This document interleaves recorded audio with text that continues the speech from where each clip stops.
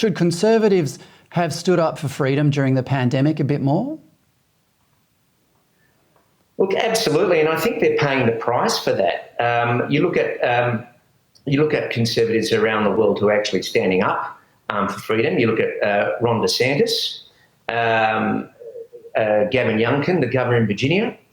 They're doing very, very well because they're standing up and for conservative values, and they're fighting the culture wars, and they're out there saying, look, a lot of this extreme draconian attitude to COVID was completely wrong and completely discriminatory. Over the weekend, we had the Conservative governor, Conservative provincial leader of Alberta, come out and say, look, the discrimination that took place over COVID, particularly in relation to unvaccinated people, was completely wrong.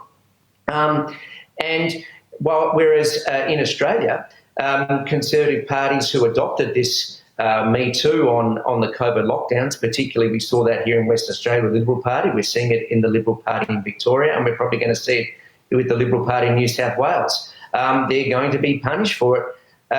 The other thing about conservatism, I think we're also at the same point where we were back in the 1970s, where Keynesianism obviously was the order of the day, and there was a lot of free money around. And Margaret Thatcher at the time was presented with a brief by her civil servants who said, look, the welfare state is rampant, the tax burden is too high, which is punishing the middle class, and that's forcing them to take their skills elsewhere. And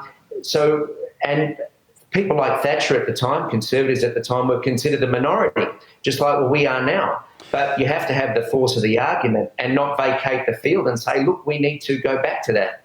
Well, and take that on. Well, let's take them on. Fighting words, Rocco. But just before you go, because we've almost run out of time, do we need to rethink the way we choose leaders? Look, absolutely. I mean, we've had this discussion previously. We discussed the possibility of the Liberal Party electing its leader from the members, because if you had that, you wouldn't have got, I don't think, Malcolm Turnbull. The party base would have stuck with Tony Abbott. But the problem that we're seeing is, look at what Liz Truss was surrounded with in terms of the Conservative MPs. You had people in her own party who were ready to abandon her at the drop of a hat. And we have the same here in Australia with the Liberals ready to abandon Tony Abbott at the drop of a hat. And look what it produced as the Liberal Party leaders. Yes, that's true. But Rocco, and a marketing executive. Exactly. But Rocco, very quickly, how do we change? How do we change it? Well, I think there has to be far more input. From the party base, particularly in Australia, definitely.